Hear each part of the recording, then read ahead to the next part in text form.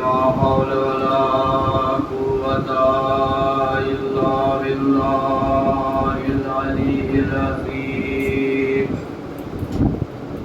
أعوذ بالله من الشيطان الرجيم. بسم الله الرحمن الرحيم.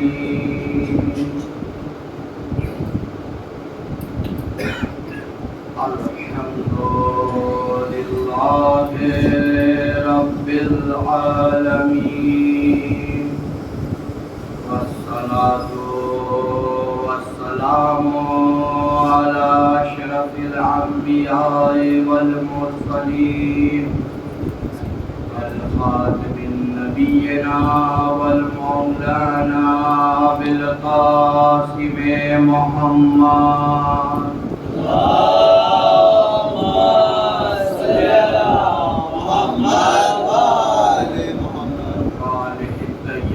الطاهرين المعصومين، ولعنة الله عليهم أجمعين.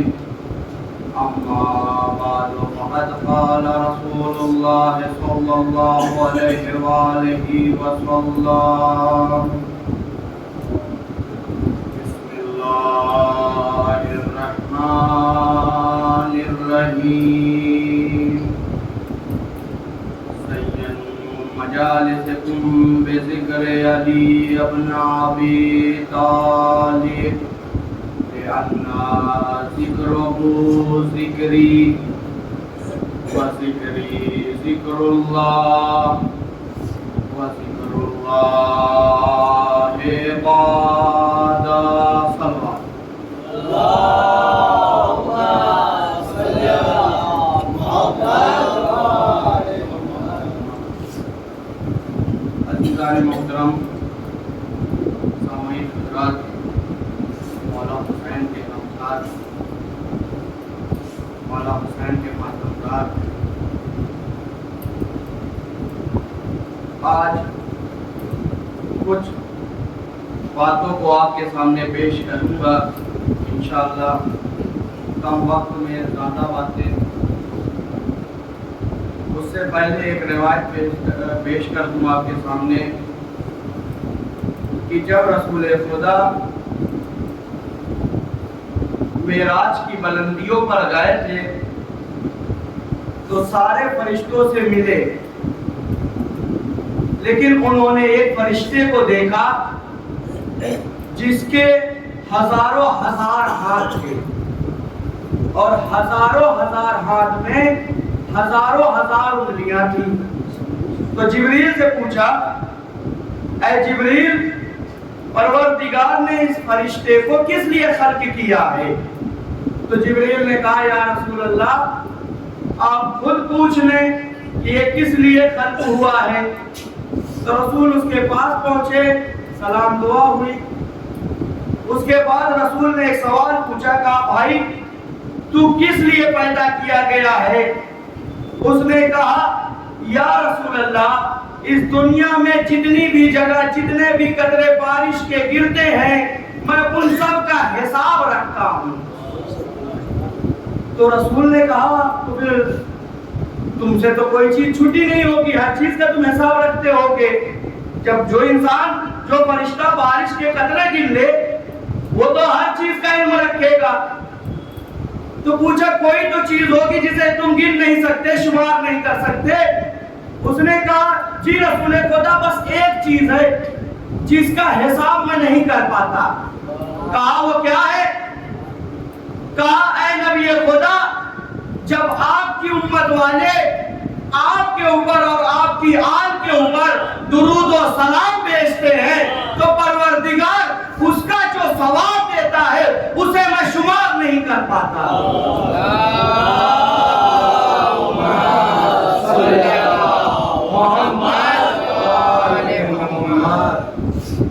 عزیزان محترم، غم حسین ہر کسی کو نہیں ملتا. کل میں نے کہا ہے، پروردگار جس کے لیے اچھائی چاہتا ہے اس کے دل میں محبت اہل بیت اتار دیتا ہے. یزید نے کیا سوچا تھا کربلا میں؟ اس نے یہ سوچا تھا کہ حسین کو مار دیا جائے، خیمے جلا دیے جائیں، حسین کا نام مٹ جائے گا، یہی سوچا تھا نا۔ لیکن وہ بھول گیا کہ اس نے بس کل کربلا کے میدان میں چند کپڑے کے خیمے جلائے تھے، آج ساری دنیا میں ہر شہر میں حسین کا خیمہ نصب ہے ان امام باڑوں کی شکل میں۔ اس نے چند کپڑے کے خیمے جلائے تھے، لیکن آج ساری کائنات میں ہر شہر میں حسین کا خیمہ۔ بھائی میں نے حسین کا خیمہ کیوں کہا؟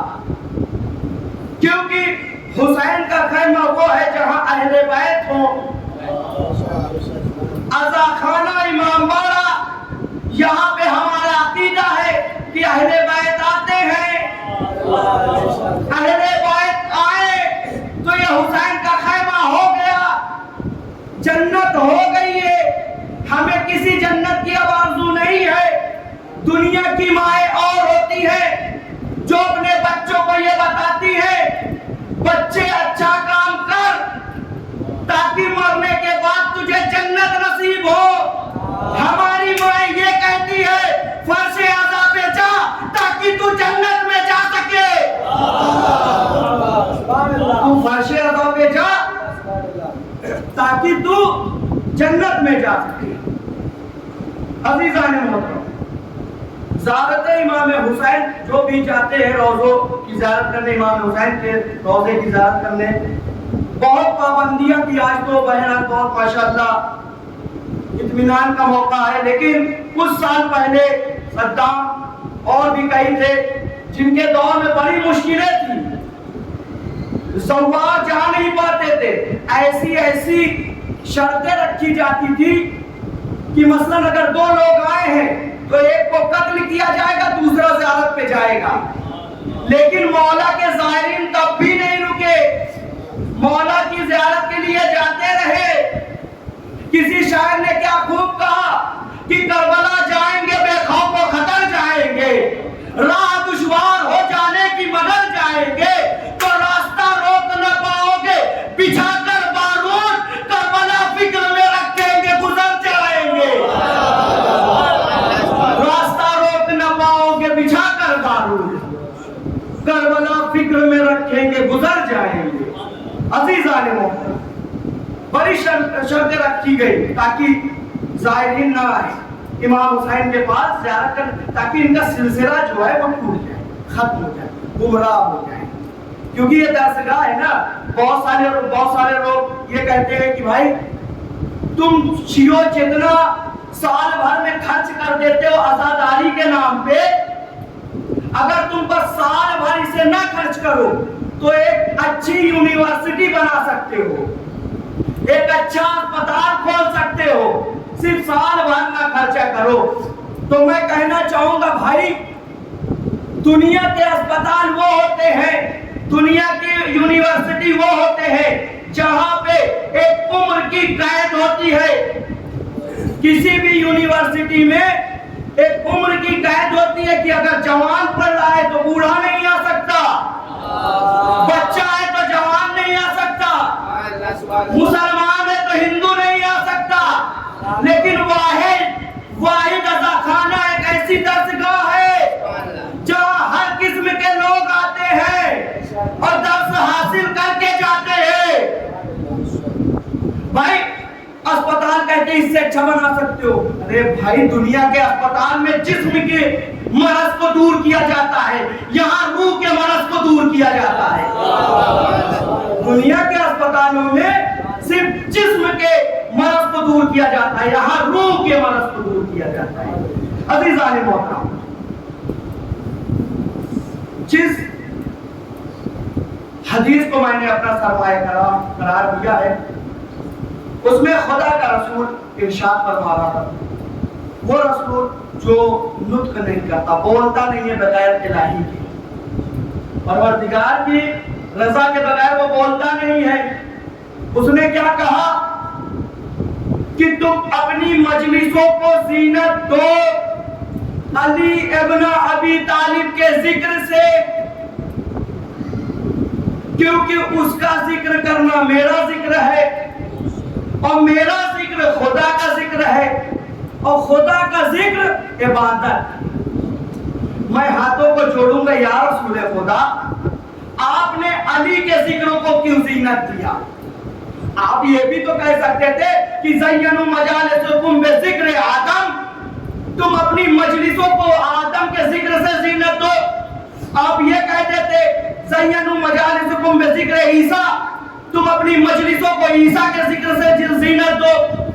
آپ یہ کہتے تھے زینوا مجالسکم بذکر نوح، تم اپنی مجلسوں کو زینت دو نوح کے ذکر سے۔ بہت سے نبی آئے، ابراہیم کے بارے میں کہتے تھے، اسماعیل کے بارے میں کہتے تھے، سلیمان جیسے نبی کے بارے میں کہتے تھے، تو اجر نہیں رسول آواز دے نازان، میں نے اس لیے علی کے ذکروں کو زینت قرار دیا ہے کیونکہ علی کا ذکر کرنے سے تمام انبیاء کا ذکر ہو جاتا ہے، تمام انبیاء کا ذکر ہو جاتا ہے۔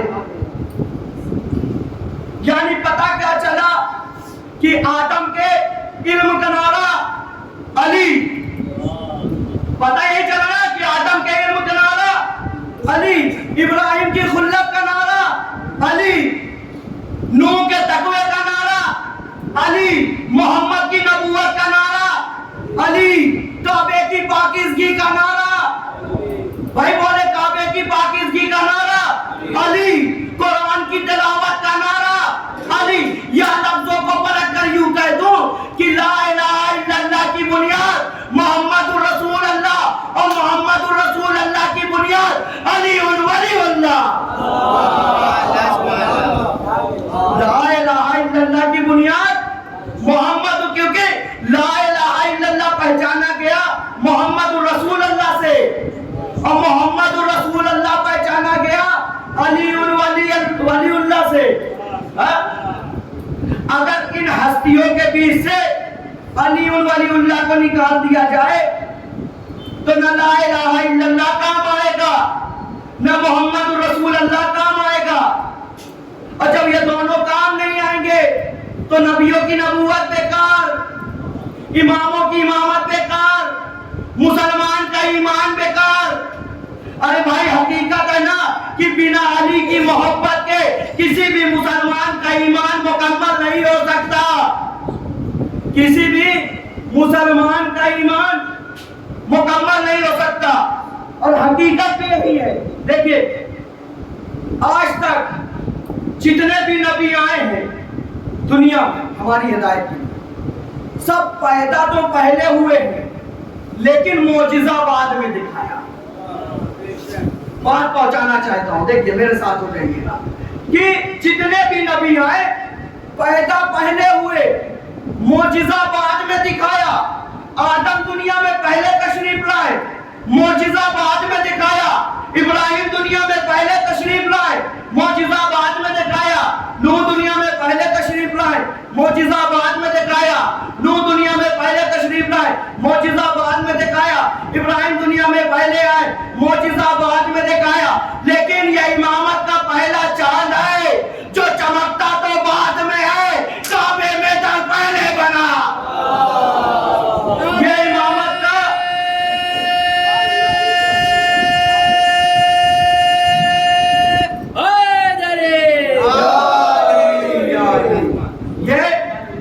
ابو طالب کا بیٹا ہے، یہ فاطمہ زہرا کا شوہر ہے، جو پیدا تو بعد میں ہوتا ہے، معجزہ پہلے دکھاتا ہے، معجزہ پہلے دکھاتا ہے۔ واقعہ آپ نے دیکھا ہے نا، سنا بھی ہے، پڑھا بھی ہے کہ جب مولا کی ولادت کی تاریخ آئی تو فاطمہ بنت اسد خانہ کعبہ کے پاس پہنچی، جدار خانہ کعبہ نے اپنا در کھولا، کھولنے کے بعد اندر بلا لیا، 3 دن تک اندر تھی، بچے نے آنکھ نہیں کھولی۔ جیسے ہی امامت نبوت کی آغوش میں آئی، آنکھ کو کھول کے نبوت کا دیدار کیا۔ پورا واقعہ سنا ہوا ہے نا، میں واقعہ نہیں بیان کروں گا، بس تھوڑا سا اشارہ کر کے آگے بڑھوں گا۔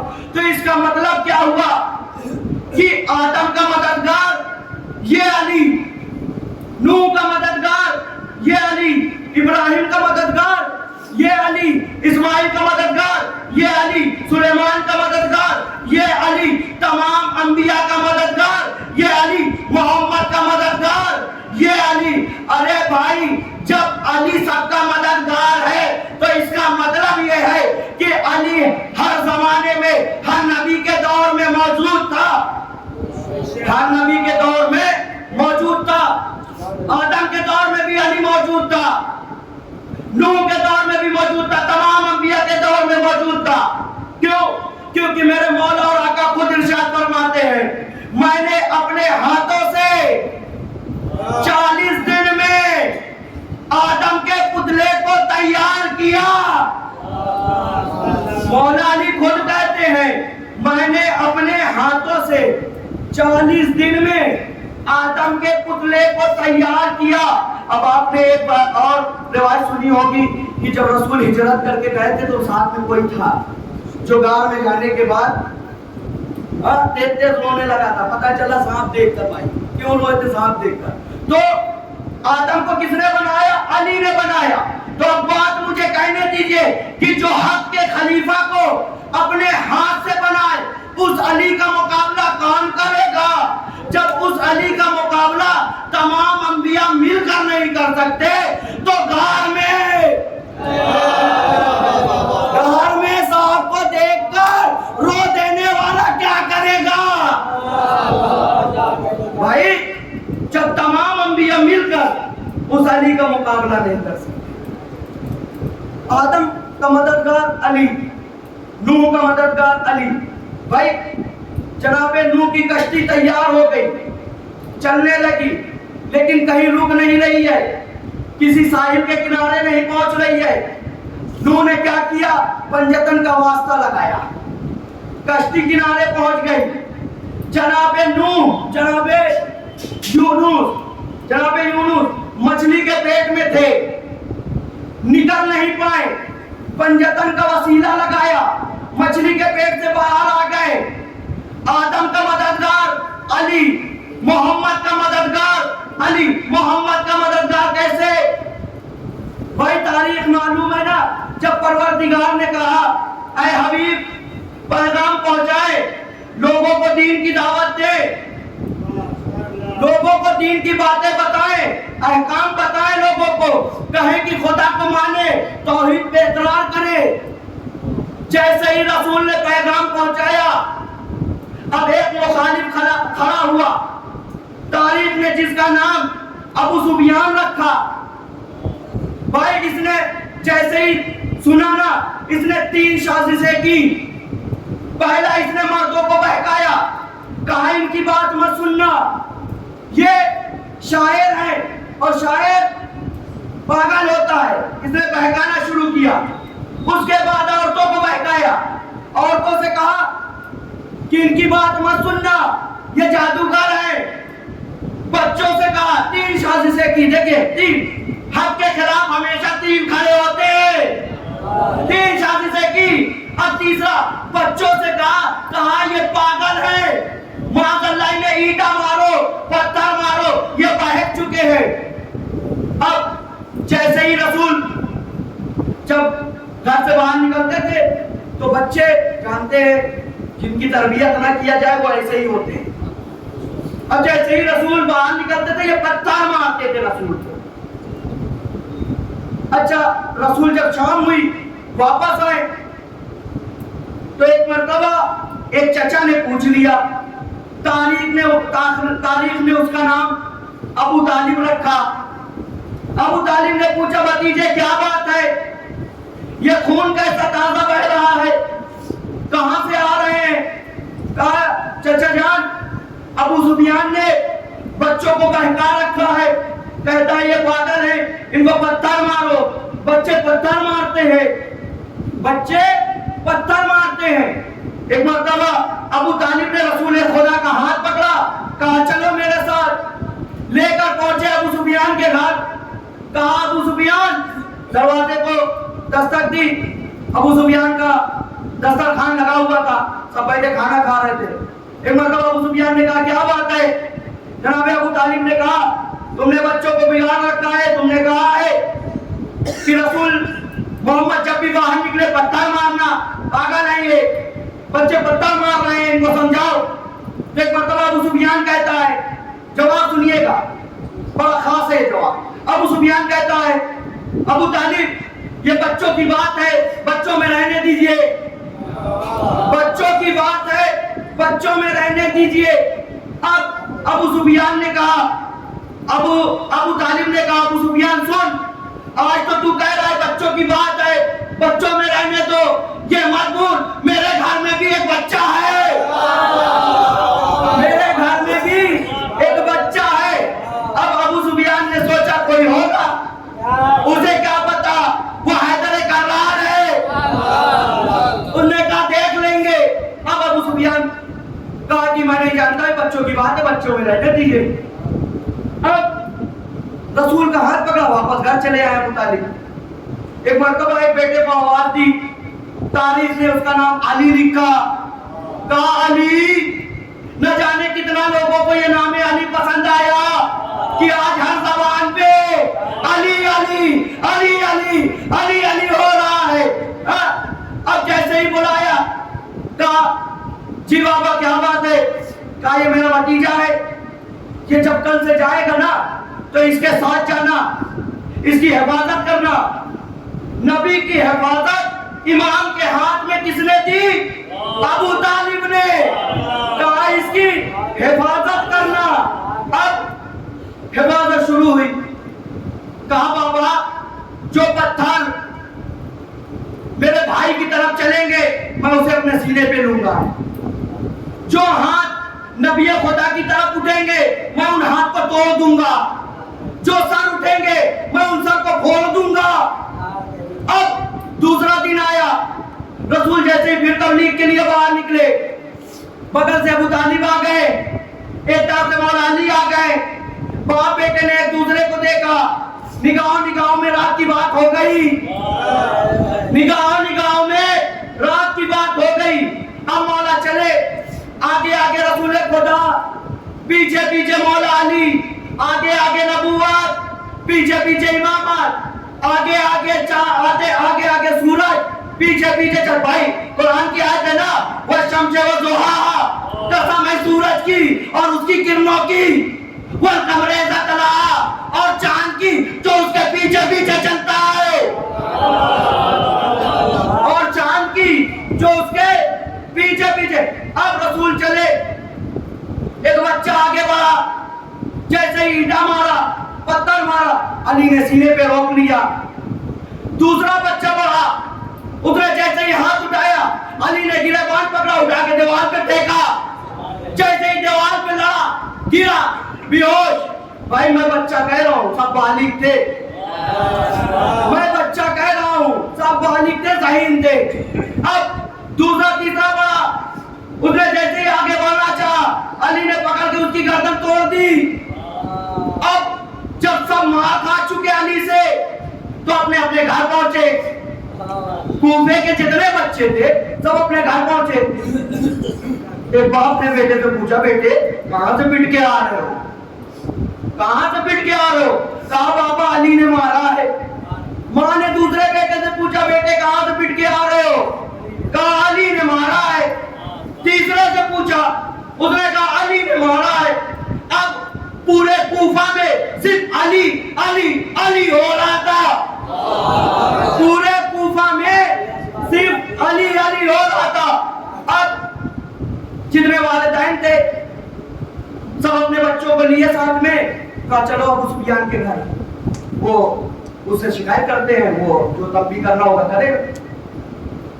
اب آگے آگے والدین، پیچھے پیچھے ان کے بچے، کسی کا ہاتھ ٹوٹا، کسی کا پیر ٹوٹا، کسی کا سر ٹوٹا، سب چل رہے۔ یا لفظوں کو بدل کے یہ کہہ دوں کہ کوفے کے لوگ اپنے اپنے اپنے اپنے ٹوٹے ہوئے کھلونوں کو ساتھ میں لے کر چلے، اپنے کھلونوں کو ساتھ میں لے کے چلے۔ جانے کے بعد ابو سفیان سے کہا کہ ابو طالب کے بیٹے نے علی نے مارا ہے میرے بیٹے۔ ابو سفیان نے گردن اونچی کی، دیکھا پورا کوفہ بچوں سے بھرا پڑا ہے اور ایک علی نے سب کو مارا. ایک علی نے سب کو مارا. کہا یہ کیسے بات ہو سکتی ہے, ایک علی اتنے بچوں کو مار دیا. تو ایک سے پوچھا تم علی کو کیوں نہیں مارے, وہ بھی تو بچہ ہے نا. تو کہا وہ بچہ ہے لیکن جب وہ سامنے آتا ہے نا تو اس کی آنکھیں شیر کی طرح سرخ ہو جاتی ہے, دیکھ کر کلیجہ پھٹ جاتا ہے. یعنی پتہ یہ چلا کہ جتنے بچے تھے یہ بچپن سے علی سے مار کھاتے چلے آ رہے تھے, ہمیشہ پیٹتے چلے آ رہے تھے. اب ابو سفیان سب کو لے کر کہا چلو ابو طالب کے گھر شکایت کرتے ہیں. چل دیا. آگے آگے ابو سفیان, پیچھے پیچھے ان کے والدین بچوں کے اور ان کے پیچھے بچے. ابو سفیان پہنچا, کنڈی کھٹکھٹائی.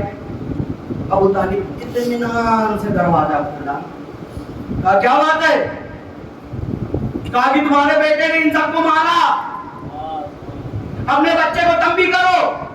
ایک مرتبہ ابو طالب مسکرائے, مسکرا کے کہا ابو سفیان بچوں کی بات ہے, بچوں میں رہنے دو, بچوں کی بات ہے, بچوں میں رہنے دو. اب یہ چل دیے بھائی, چلے گئے. اس کے بعد یہ تھی نبی کی حفاظت کرنا. کس کے لیے؟ امامت کے لیے. صرف یہی نہیں, کئی جگہوں پہ علی نے نبی کی حفاظت کی. کئی جگہ پہ جنگ خیبر آپ نے سنا ہے, تھوڑا سا اشارہ کروں گا ادھر بھی. اس سے پہلے بتا دوں, جب نبی شب معراج کی بلندی پہ گئے تھے نا, تو جب پہلے آسمان پہ پہنچے تو سارے فرشتوں نے گھیر لیا. السلام علیکم نبی اللہ, اے اللہ کے نبی آپ پہ سلام ہو میرا. دوسرے پہ پہنچے, پھر فرشتوں نے گھیرا, پھر سلام کیا. سب ملتے چلے گئے. آخر میں خدا سے باتیں ہوئی, واپس آئے. جیسے ہی واپس آنا تھا ایک مرتبہ سلمان نے پوچھ لیا یا نبی اللہ نے کیا کہا, کیا بتایا؟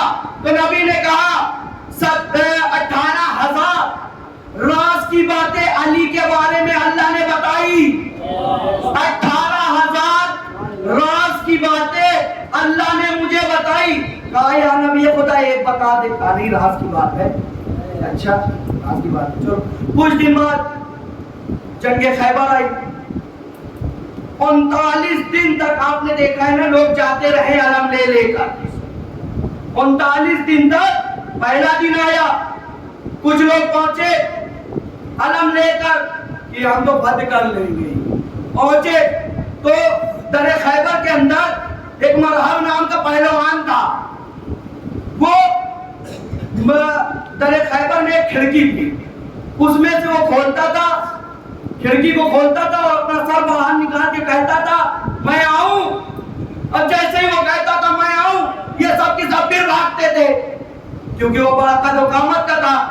وہ جب گرجتا تھا تو یہ بھاگ نکلتے تھے. یہی سلسلہ چلتا, وہ گردن باہر نکال کے بولتا تھا میں آؤں اور یہ بھاگ نکلتے تھے. اچھا اب جب 40واں دن آیا نا تو ایک مرتبہ نبی نے ایک شیر کو آواز دیا, علی تاریخ بتاتی علی وہاں موجود نہیں تھے, پھر بھی وہاں آ گئے. سلمان بغل میں بیٹھے تھے. اب علی کو علم دیا, کہا جاؤ اور جنگ جیت کر آنا. اور مجھے تو پتا ہی ہے کہ بھائی علی کسی بھی جنگ میں کبھی ہارے ہورے نہیں ہیں. گئے, جانے کے بعد جیسے علی گئے ویسے رسول خدا نے اعلان کر دیا کہ جو بھی علی کی جیت کی خبر مجھے سب سے پہلے سنائے گا وہ جو مجھ سے مانگے گا میں اسے دوں گا. اب جتنے مالے غنیمت کے کھانے والے تھے سب علی کے پیچھے بھاگے کہ چلے ہم دیکھیں گے, آگے رسول کو بتائیں گے, کچھ نہ کچھ تو ملے گا ہی. اب سب بھاگے لیکن سلمان نبی کے بغل میں بیٹھے رہ گئے, نبی کے چہرے کو دیکھ رہے. اب مولا علی پہنچے, پہنچنے کے بعد پھر مرحب روز کی طرح پھر دروازہ کھولا, کھڑکی, کہا میں آؤں. علی نے کہا آ. جیسے ہی اس نے سنا آ, کہا میری ماں نے میرا نام مرحب رکھا. علی نے کہا میری ماں نے میرا نام حیدر رکھا.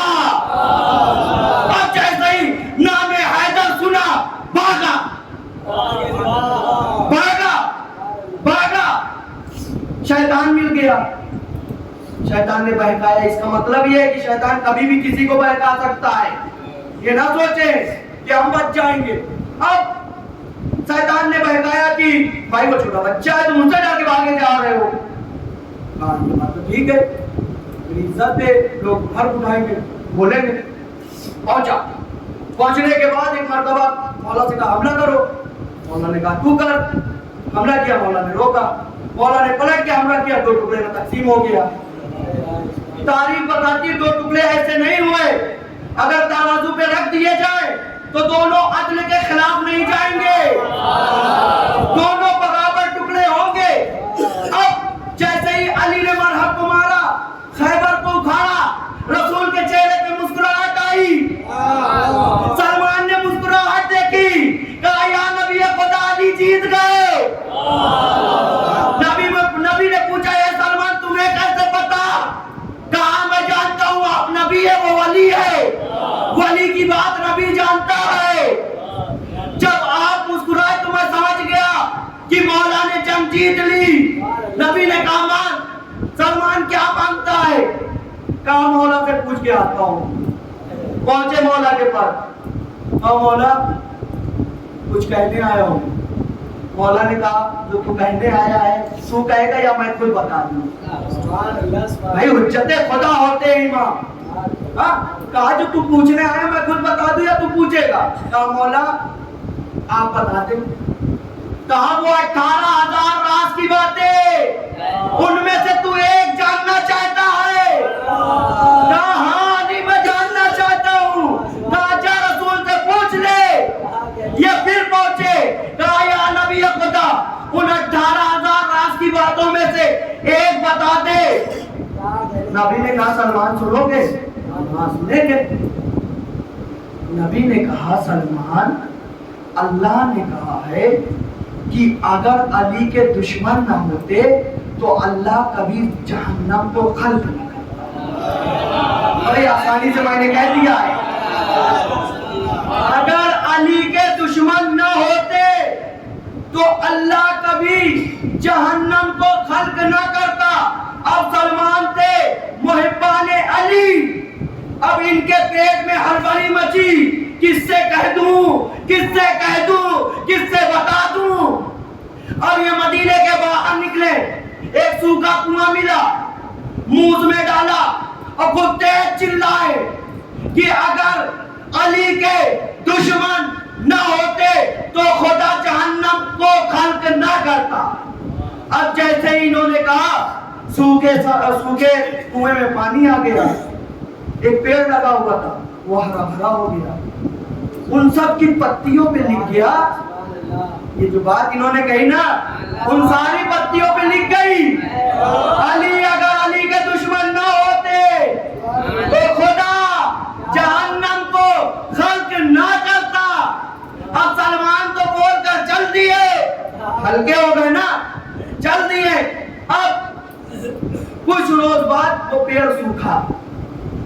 जैसे ही सूखा हवा चली, हवा का चलना था, तमाम पत्तियां टूट गई। पत्तियों का टूटना था कि सब मदीनों की गलियों में घूमने लगी, सब मदीने की गलियों में घूमने लगी। अब जो अली की दुश्मनी दिल में रखता था, दरवाजा खोलता था, पत्ता उठाता था, पढ़ता था, सीने पे सांप रोंगने लगता था। मैं जुमला कह दूं कि भाई जब एक राज की बात सुनकर इनके कलेजे पे सांप रेंगने लगे, कहीं 70,000 बातें ये सुन लेते तो वही हलाक हो जाते। अगर ये कहीं 70,000 बातें जो रसूल ने रात रखी सुन लेते तो हलाक हो जाते। एक बाबा से बुलंद नारा सुनो।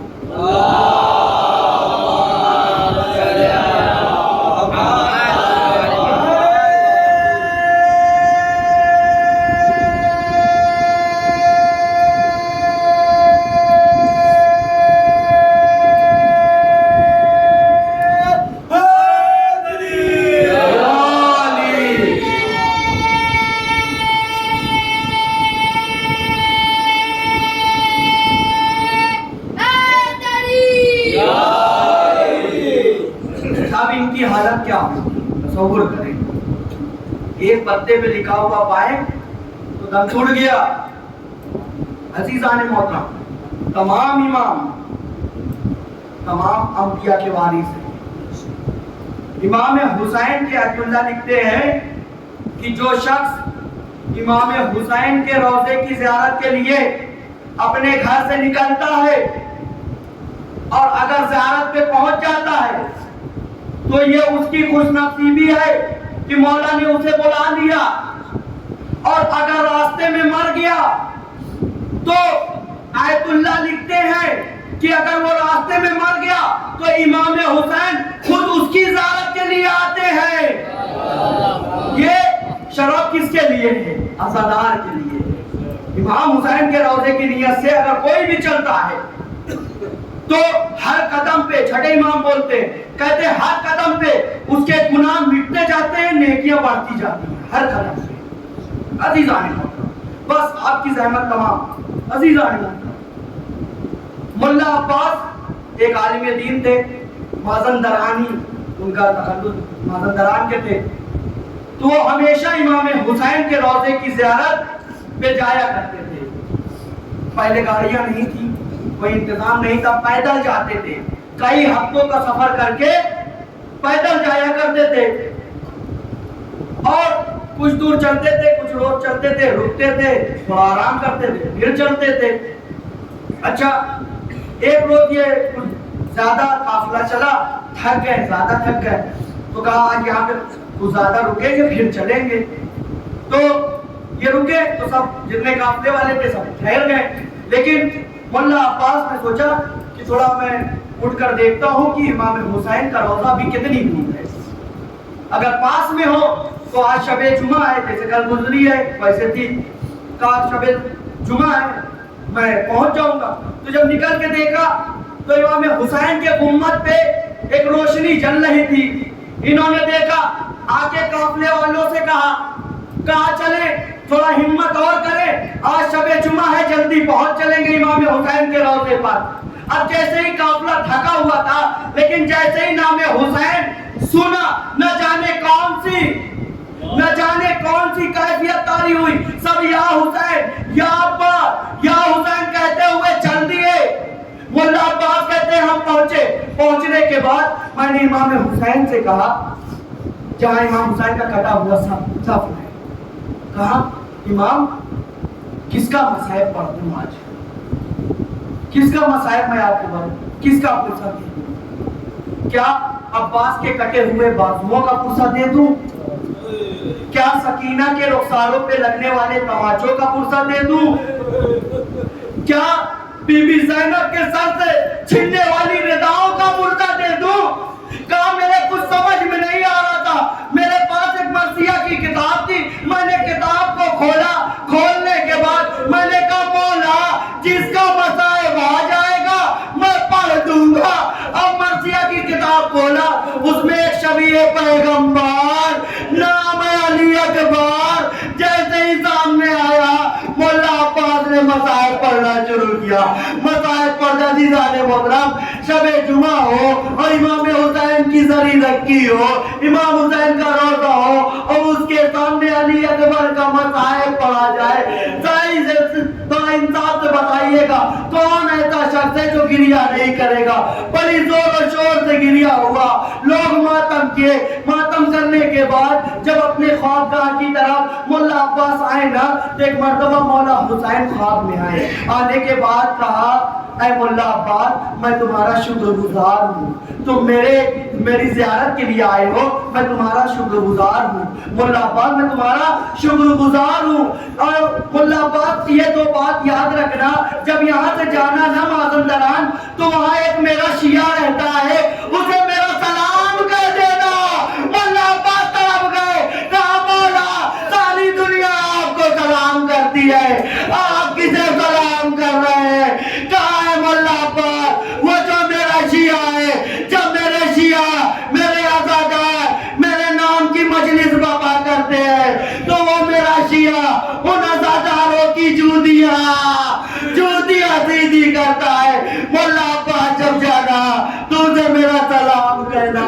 عزاداروں امام حسین نے کہا مولا عباس دوسری بات یہ ہے کہ آئندہ جب بھی آنا تو کبھی شب جمعہ علی اکبر کا مصائب نہ پڑھنا۔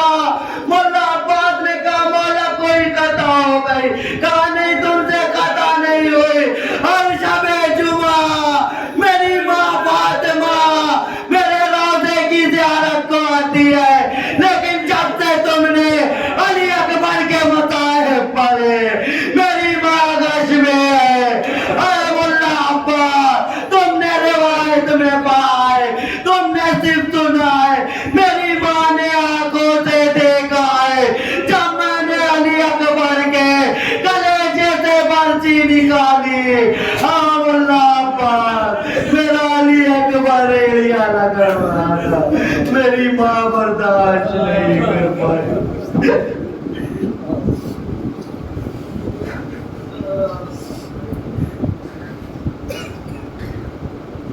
اِنَّا لِلَّهِ وَإِنَّا إِلَيْهِ رَاجِعُونَ۔ تسلیم کرنے امر ماں حسین